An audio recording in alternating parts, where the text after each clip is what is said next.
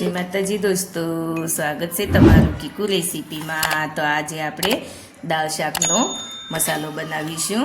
एकदम दाल शाक में स्वाद लावे एवो गरम मसालो बनावीने तैयार करीशुं।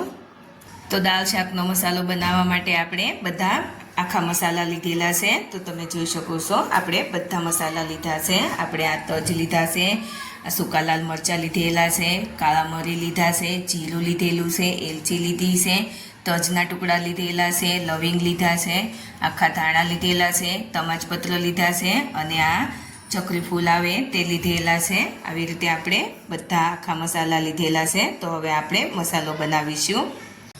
तो हवे आपणे बधा मसालाने शेकवाना छे। तो आपणे कढ़ाई लई लीधी छे अने तेमां पहेला तो आपणे लविंग शेकी लईशुं। एकदम धीमा गैसे आपणे बधा मसालाने शेकवाना छे, एटले अंदर जे कंई भेज होय ते भेज न रहे एवी रीते शेकी लेवाना छे। एटले धीमा गैसे शेकीशुं तो अंदरथी पण सरस एवा आपणा मसाला शेकाई जशे। जो गैसनी फ्लेम फास्ट करीशुं तो मसाला बળી जता होय छे, एटले एकदम धीमा गैसे आपणे बधा मसालाने शेकी लेवाना छे। 2 થી 3 મિનિટ માટે આપણે આવી રીતે શેકી લેવાના છે।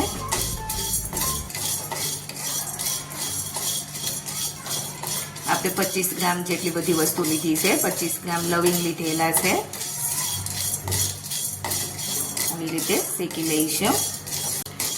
તો 2 થી 3 મિનિટ થઈ છે અને લવિંગ શેકાવાની સરસ એવી સુગંધ આવવા માંડી છે, એટલે આપણને ખબર પડે કે આપણા લવિંગ શેકાઈ ગયા છે। તો આપણા લવિંગ શેકાઈ ગયા છે, આપણે તેને આવી રીતે પ્લેટમાં લઈ લઈશું।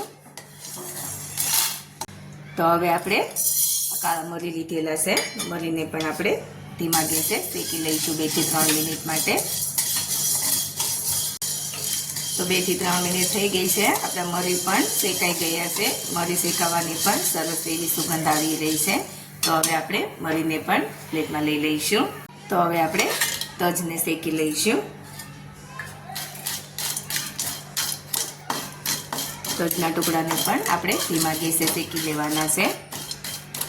તો આપણા તજ પણ સરસ એવા શેકાઈ ગયા છે। તો તજને પણ આપણે લઈ લઈશું। તો હવે આપણે આ ચક્રી ફૂલ લીધેલા છે, ચક્રી ફૂલને પણ આપણે આવી રીતે શેકી લઈશું।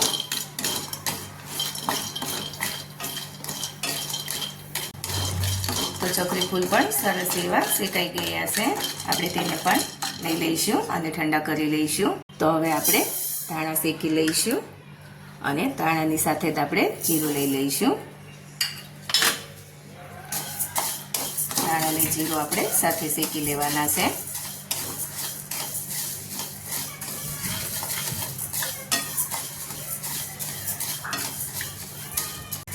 ધાણા જીરુંને પણ આપણે એકદમ ધીમા ગેસે શેકી લેવાના છે। ધાણા જીરું પણ શેકાશે એટલે સરસ એવી સુગંધ આવતી હોય છે। તો જોઈ શકો છો આપણા ધાણા જીરું પણ સરસ એવા શેકાઈ ગયા છે। હવે આપણે તેને પણ લઈ લઈશું અને ઠંડા કરી લઈશું। તો હવે આપણે લાલ મરચાં લીધા છે તેને શેકી લઈશું અને તેની સાથે આપણે એલચીને પણ શેકી લઈશું।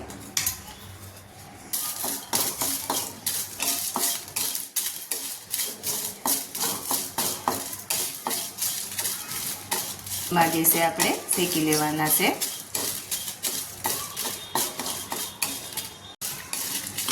તો આપણા મરચાં અને એલચી પણ સરસ એવા શેકાઈ ગયા છે, તેને પણ આપણે લઈ લઈશું।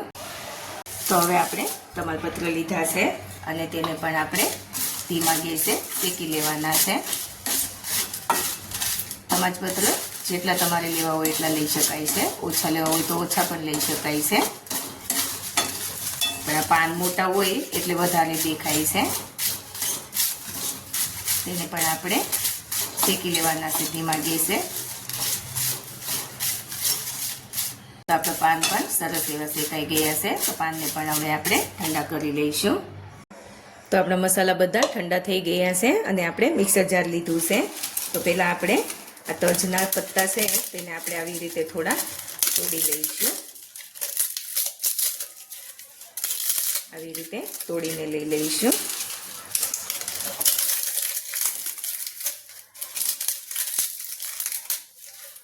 તો આવી રીતે આપણે તજના પત્તા લઈ લેવાના છે। તો હવે આપણે આખા ધાણા અને જીરું લઈ લઈશું। તજના ટુકડા લઈ લઈશું, મરી લીધેલા છે, લવિંગ લઈ લઈશું, ચક્રી ફૂલ લઈ લઈશું, એલચી લઈ લઈશું અને આ સૂકા લાલ મરચાં લઈ લઈશું. અને હવે આપણે આ બધી વસ્તુને બરાબર મિક્સરમાં પીસી લેવાની છે. તો આપણે મસાલાને પીસી લીધો છે, જોઈ શકો છો એકદમ સરસ એવો મસાલાને પીસી લીધો છે. એકદમ સરસ એવી સુગંધ આવી રહી છે, આખા રસોડામાં સુગંધ આવી રહી છે. મસાલો પીસે એટલે બીજા ઘરે પણ સુગંધ આવતી હોય છે. અને આપણે આવી રીતે ઘરે મસાલો બનાવીએ તો સરસ એવી સુગંધીદાર અને એકદમ ચોખ્ખો આપણે મસાલો બનાવીને તૈયાર કરી શકાય છે. અને બહારના મસાલા કરતાં સસ્તો મસાલો બનીને તૈયાર થાય છે. તો હવે આપણે આવી એક પ્લેટ લીધી છે અને આપણે મસાલાને ચાળવાનો છે. તો આપણે આવી ચાળણી લીધી છે અને થોડો થોડો મસાલો લઈ અને આપણે આવી રીતે ચાળી લઈશું. એટલે જે કંઈ મોટા ટુકડા રહી ગયા હોય તેને આપણે પાછા ફરીથી પીસી શકાય. એટલે આપણે આવી રીતે ચાળી લેવાનો છે મસાલાને.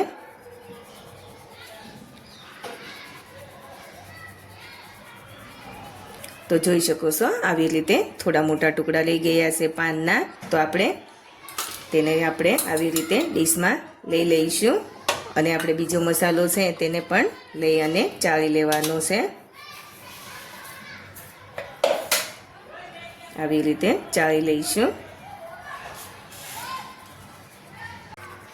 આખું વરસ આ મસાલાને આપણે સાચવીને રાખી શકાય છે. ફ્રીજમાં પણ રાખવાની જરૂર નથી, આપણે બહાર જ એમને સારું રહે છે આખું વરસ માટે. તો આવી રીતે મસાલો બનાવીને રાખી દેવાય અને આપણે દાળ શાકના રોજના ઉપયોગમાં લઈ શકાય છે. તો જોઈ શકો છો આપણે આ મોટા ટુકડા જે રહ્યા છે આને આપણે બીજી વાર મિક્સરમાં પીસી લઈશું અને ફરી પાછા ચાળી લઈશું.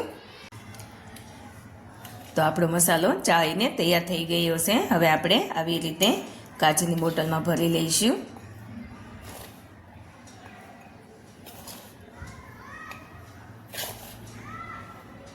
તો આપણે બોટલમાં મસાલાને ભરી દીધો છે અને આવી રીતે ઢાંકણ ઢાંકીને આપણે મૂકી દેવાનો. તો એમ જ સારો રહે છે, ફ્રીજમાં રાખવાની જરૂર નથી. આવી રીતે એમ જ આપણે બહાર રાખવાનો છે તો પણ આખું વરસ આ મસાલો સારો રહે છે.